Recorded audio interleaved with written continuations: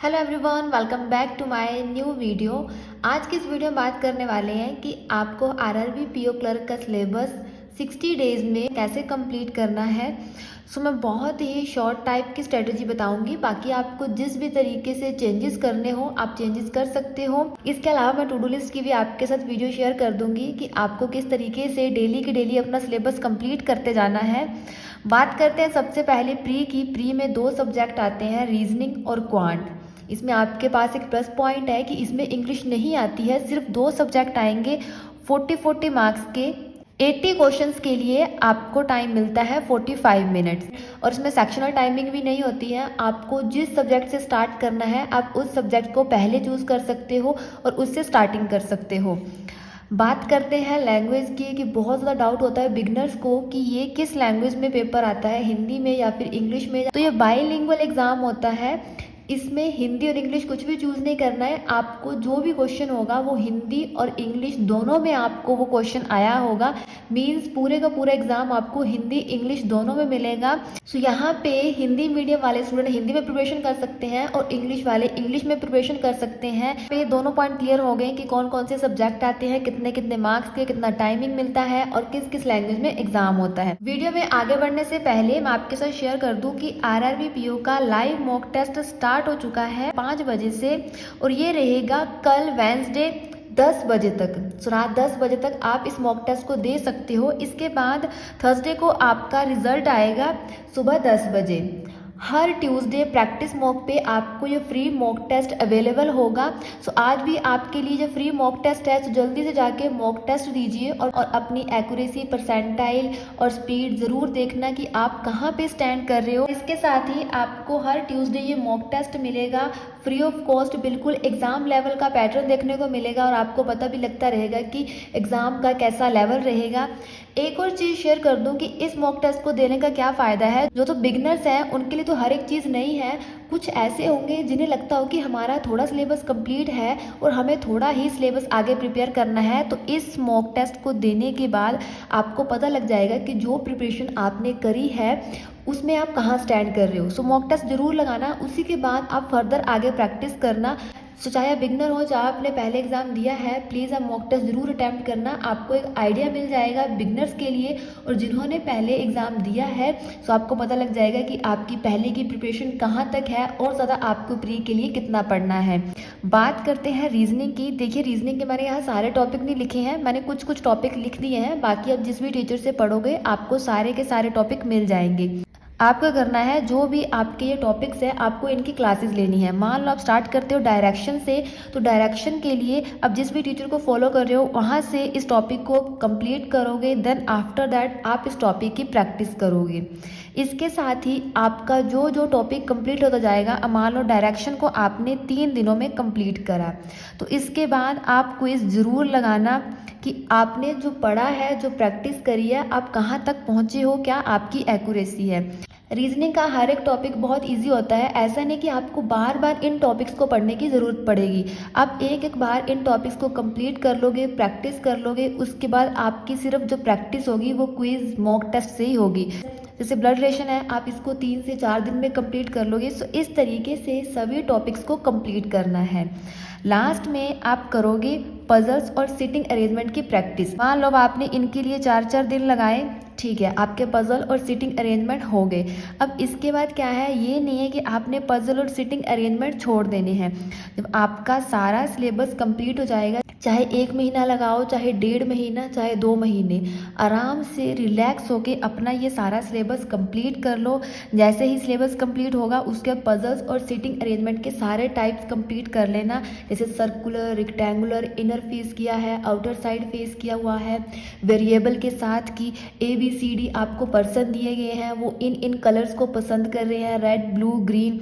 सारी की सारी पजल से गो थ्रू होना है। अब अगर इन पजल्स को इस तरीके से आप सोल्व करने लगोगे तो पता नहीं आपके 10-15 कितने दिन लगेंगे।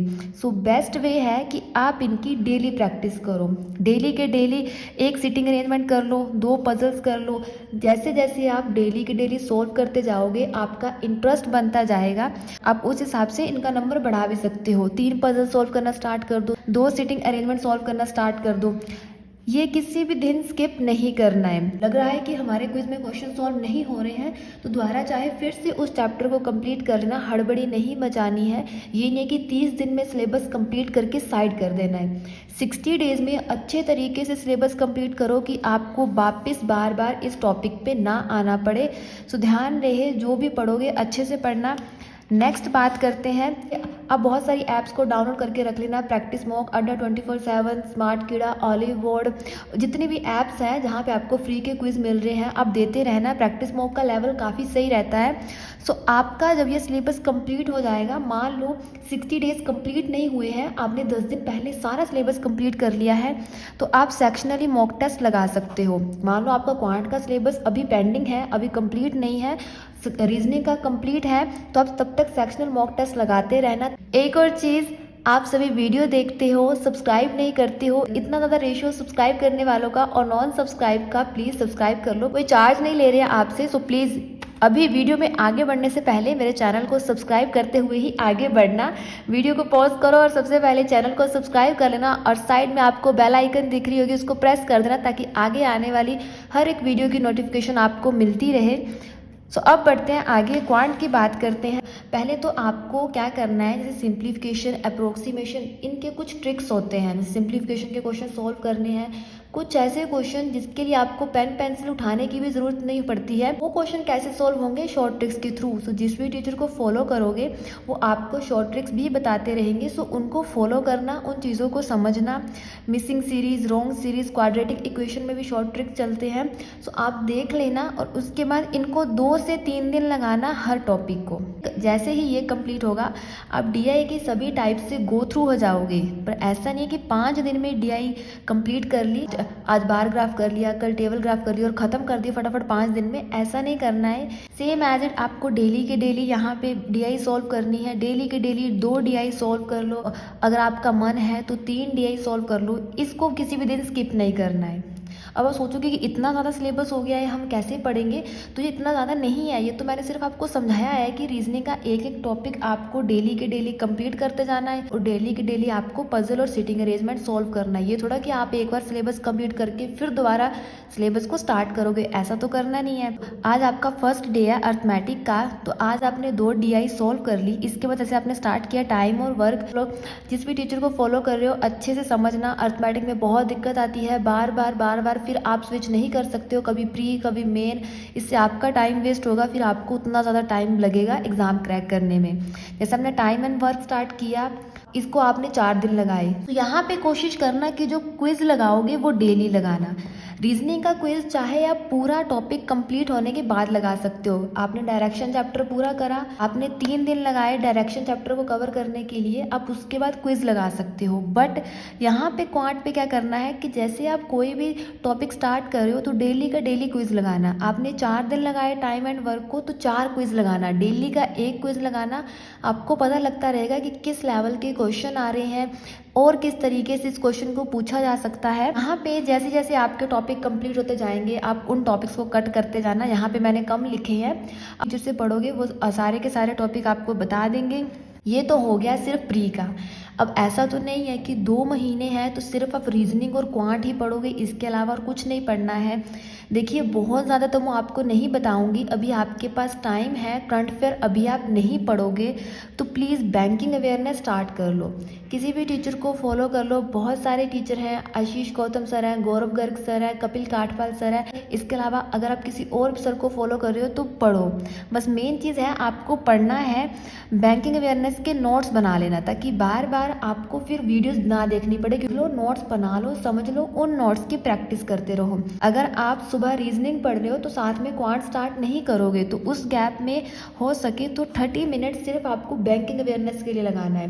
30 नहीं तो अगर आपको लगता है कम है, नहीं समझ आ रहा है, तो 45 मिनट्स या 1 घंटा लगा लो, वो आपकी अपनी मर्जी है।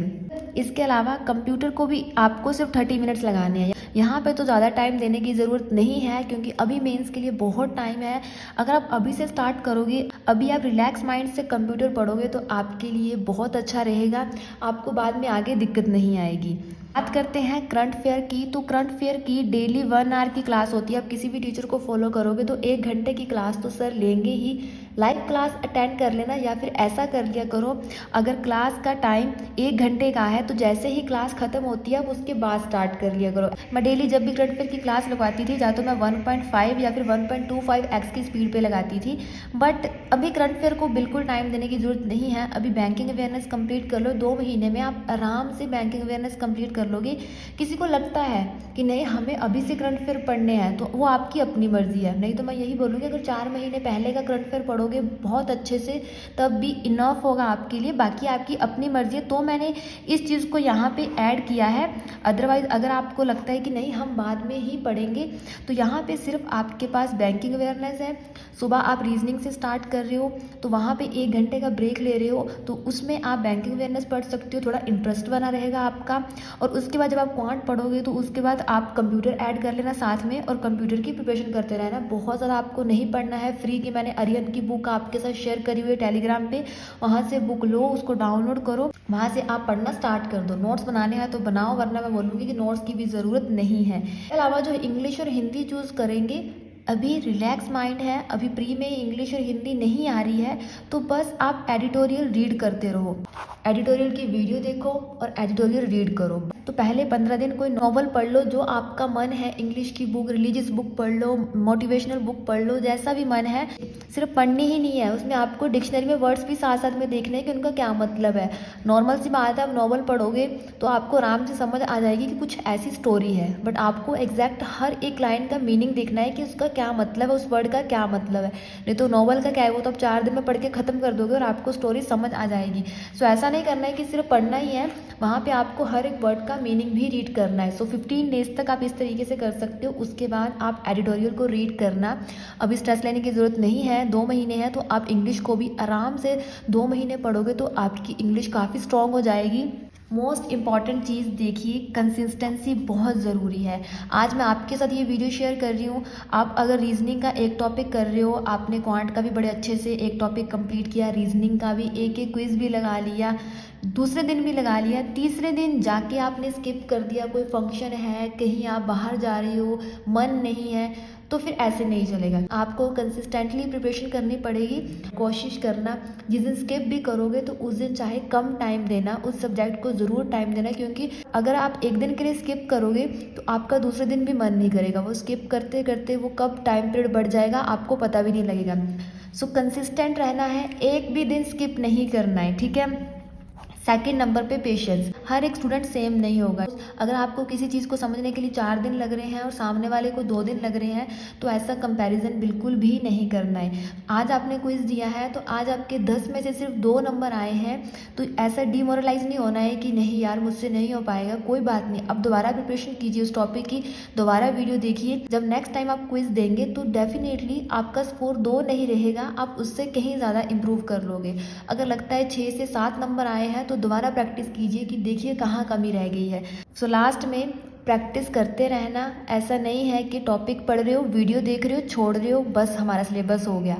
आज 3 वीडियोस देख ली, डायरेक्शन कंप्लीट कर दिया, कल ब्रेविएशन कंप्लीट कर देंगे 3 वीडियोस देख के। सिर्फ वीडियोस नहीं देखनी है, आपको प्रैक्टिस भी करनी है। अलावा मैं फिर से बोल रही हूँ कि आप मॉक टेस्ट ज़रूर देना, अगर आप बिगिनर नहीं हो तो मॉक टेस्ट ज़रूर लगाना। सो लास्ट में सब्सक्राइब करते हुए ज़रूर जाना प्लीज़। नॉन सब्सक्राइब इतने क्यों है भाई, क्या आपकी मेरे से नाराज़गी है कि आप सब्सक्राइब नहीं कर रहे हो? सो प्लीज़ सब्सक्राइब ज़रूर करना। आई होप कि आपको ये वीडियो अच्छी लगी होगी। जाने से पहले वीडियो को लाइक शेयर कर देना और सब्सक्राइब बटन को प्रेस ज़रूर कर देना। Thank you so much for watching this video.